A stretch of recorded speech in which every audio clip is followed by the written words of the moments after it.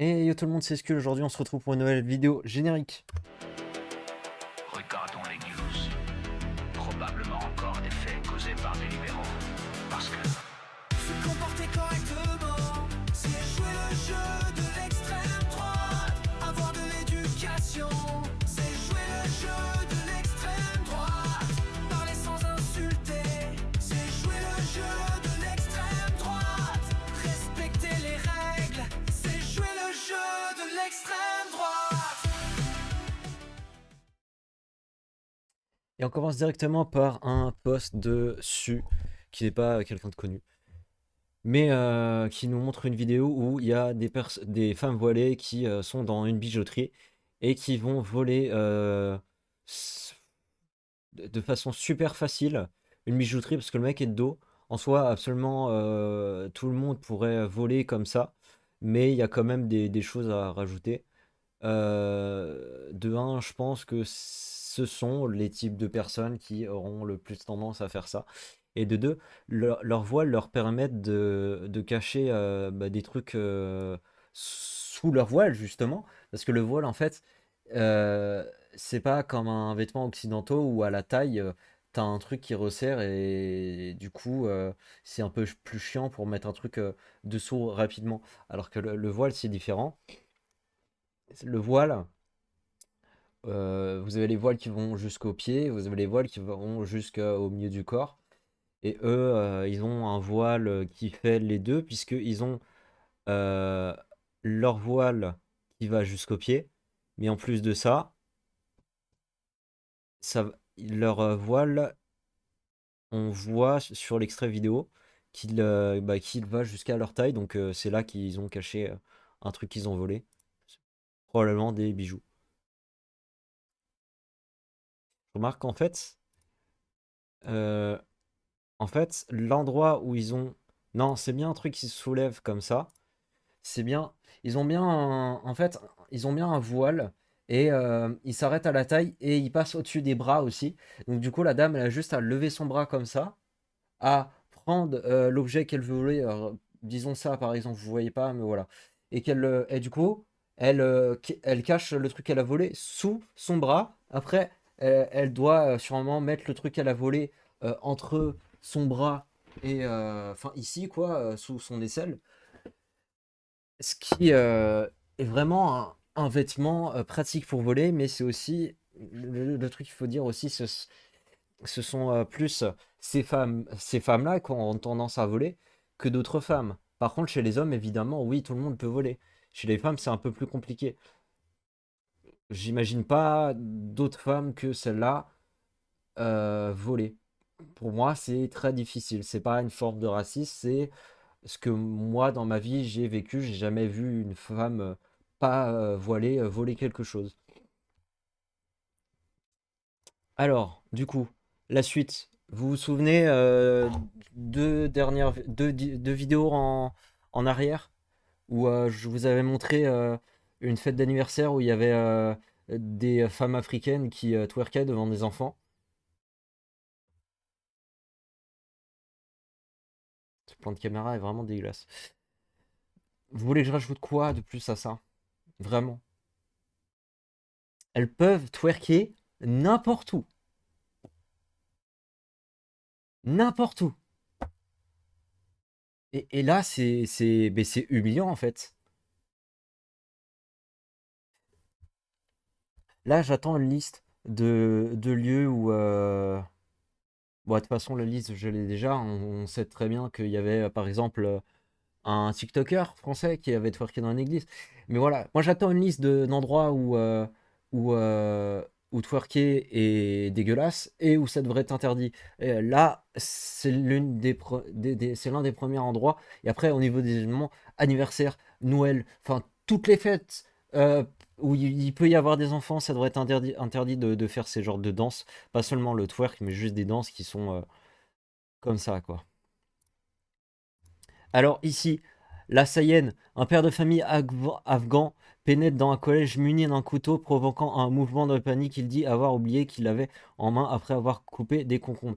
À chaque fois, c'est l'excuse de la maladie. Cependant, cependant, quand quelqu'un perd la mémoire, il sort pas dans la rue avec un couteau. Je sais pas, quelqu'un qui perdrait la mémoire se demanderait déjà pourquoi il a un couteau dans les mains. Il l'oublierait pas. Je veux dire, quand tu peux pas oublier que tu sens quelque chose dans tes mains, c'est compliqué. Donc, si tu oubliais ce que tu faisais avec le couteau, tu l'aurais sûrement posé déjà, à mon avis. Donc, voilà. Alors, l'excuse de la maladie, je déteste cette excuse. Chaque personne est responsable, même s'il a une maladie. Là, je n'attendrai même pas de diagnostic. Quelqu'un qui a des pertes de mémoire comme ça, qui oublie qu'il avait un couteau dans les mains, c'est impossible. C'est pas possible, en fait. Tu peux pas oublier d'avoir quelque chose dans tes mains. Surtout que là, il était très conscient de ce qu'il faisait parce que il dit avoir oublié qu'il avait en main après avoir coupé des concombres. Donc il était conscient de l'avoir. Tu peux par exemple oublier en te réveillant que tu as quelque chose dans les mains. Comme par exemple, il y a des gens quand ils se réveillent, ils se font pranker, on leur donne un objet et on leur fait croire qu'ils reçoivent un appel. Alors que ce qu'on leur donne dans leurs mains, c'est absolument pas un téléphone. Je veux bien le croire, mais là, il était parfaitement conscient d'avoir un couteau dans les mains. Et oh, il a oublié pendant un énorme moment qu'il avait un couteau dans les mains, alors que devant lui, bah du coup, aucune mention. Par exemple, il a oublié qu'il était en train de couper des concombres. Après, l'histoire s'est fake complètement, hein. Le gars est venu juste avec un couteau. Il a absolument rien fait avant, à mon avis, hein. Et l'histoire du concombre, c'est fake. Donc, pourquoi, en fait, on va excuser encore ces gens-là combien de temps? Il a un couteau dans la rue et il a pénétré dans un collège avec. On n'excuse pas ça. On n'essaye pas de croire ce qu'il dit en disant qu'il avait des trous de mémoire, surtout que. euh, non, mais il faut arrêter en fait de les excuser. Il est parfaitement conscient. En plus, d'après ce qu'il dit. Il dit qu'il était en train de couper des concombres. Donc il était conscient qu'il avait un couteau de base. Il n'a pas oublié comme ça qu'il avait un couteau dans les mains. Et paf, il s'est dit, oh, qu'est-ce que je faisais, qu'est-ce que je fais dans ma cuisine? Oh, si j'allais pénétrer dans un collège. Ah, déjà, les parents d'élèves, ils attendent leur enfant à l'extérieur du collège. Pour- Pourquoi il a pénétré dans le collège? Il faut arrêter de se poser des questions. Il est très bien conscient de ce qu'il fait. Il est rentré dans le collège. Euh, Ça devait être en plein milieu de journée, et il devait absolument avoir aucune raison de faire ça, et en plus de le faire avec un couteau, et on devrait l'excuser parce que ça y est, il a dit que il était en train de couper des concombres et qu'il a oublié qu'il avait un couteau dans les mains. Il habite déjà à combien de minutes du collège pour savoir depuis combien de temps il a oublié ça.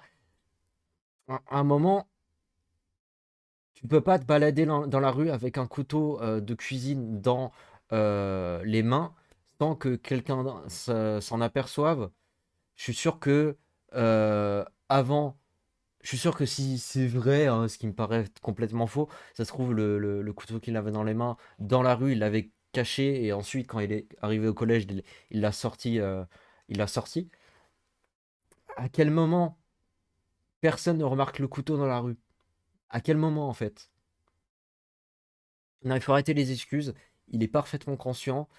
Tout ce qui est dit dans le post ne laisse aucune place au doute du fait que il doit mentir et qu'il était parfaitement conscient et que en fait quand tu oublies que tu as un couteau dans les mains et que tu en fait le seul endroit où il peut avoir oublié qu'il a un couteau dans les mains déjà c'est dans sa cuisine.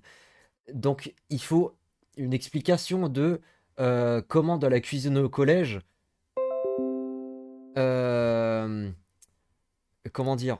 Comment de la cuisine au collège, il s'est pas perçu qu'il avait un couteau ou qu'il l'avait gardé? Comment personne dans la rue n'avait vu qu'il avait un couteau? Et puis de même, imaginons qu'il a vraiment des trous de mémoire, qu'il a vraiment oublié qu'il avait un couteau. Il était dans sa cuisine, il y avait des concombres probablement coupés devant lui. il n'aurait pas pu faire le lien.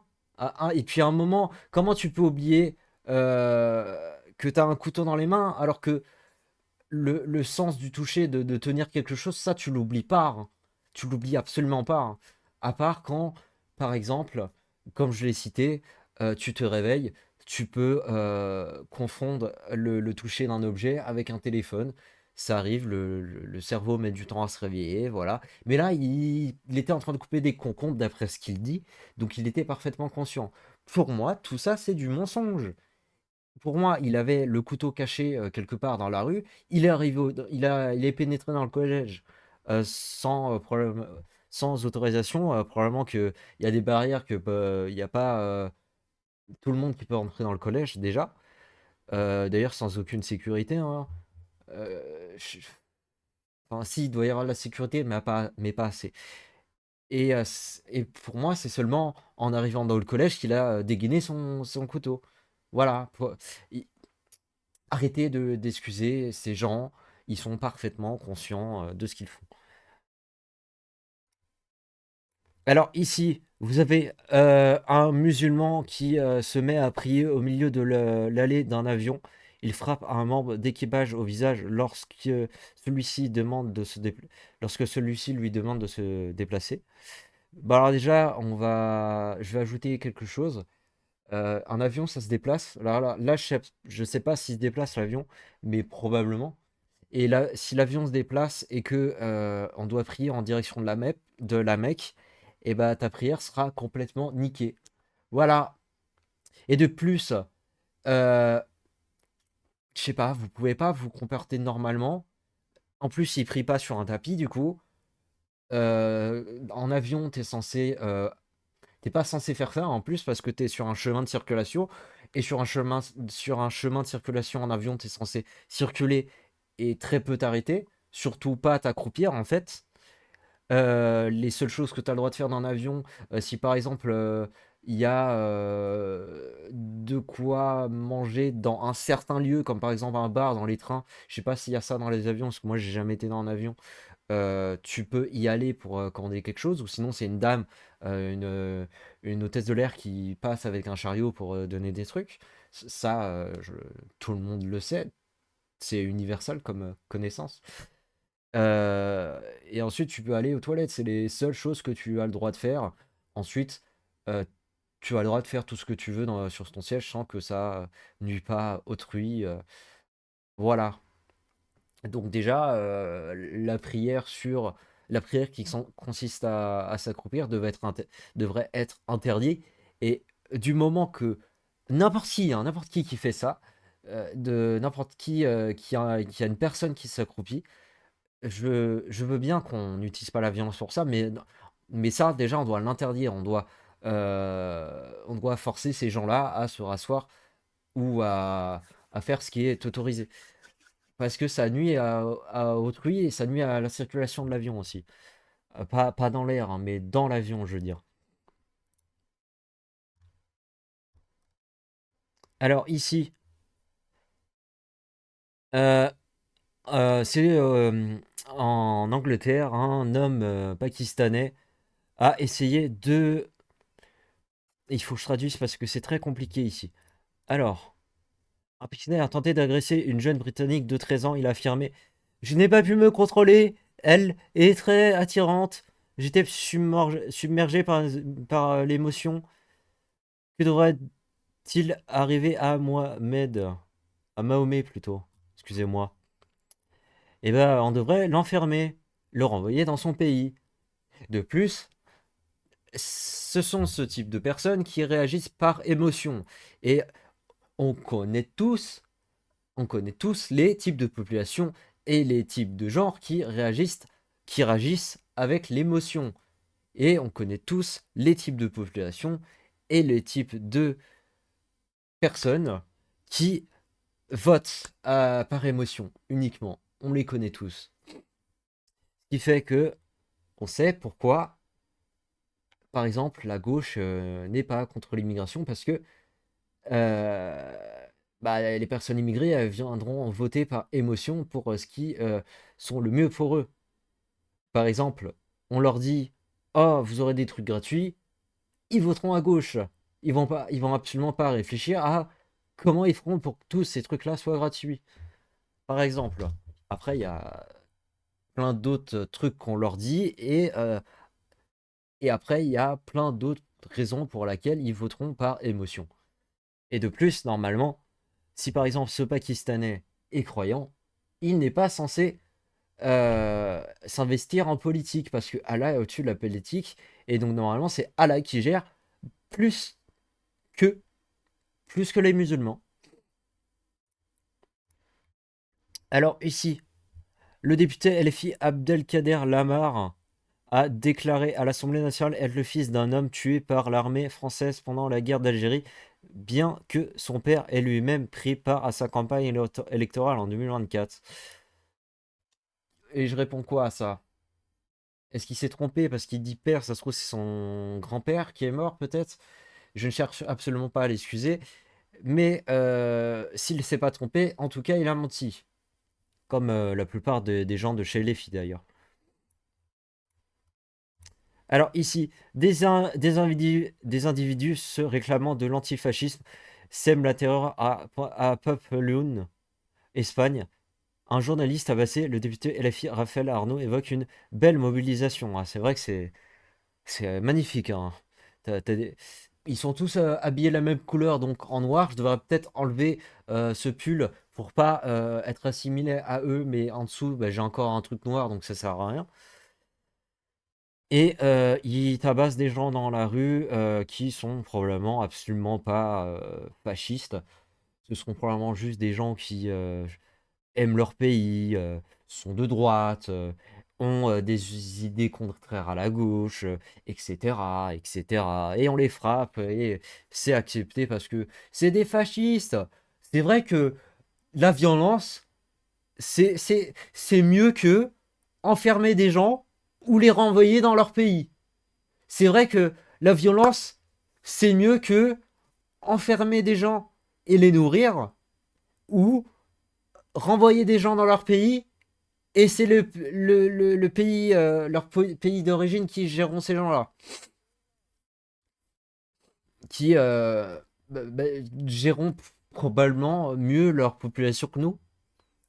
Surtout que, bah, en fait, la gauche veut pas qu'on s'occupe de ces gens-là. Alors peut-être que la gauche voudrait que leur pays d'origine, les gens de leur pays d'origine s'occupent d'eux, peut-être. Peut-être. Moi, je me dis, si c'est pas nous, mais pourquoi pas les autres? Pourquoi pas les concerner? Enfin voilà. Qu'est-ce que c'est que ce truc? Oh, ça a l'air super long. Il va falloir que je re-regarde ce clip. Ici, c'est pareil. Euh, Tout le monde connaît ces images d'un stade plein à craquer en Afrique du Sud qui appelle à tuer les Blancs. Mais je les reposte quand même. Tuer les fermiers bouers. Le fermier bouer à l'agriculteur blanc en Afrique du Sud. Écoutons.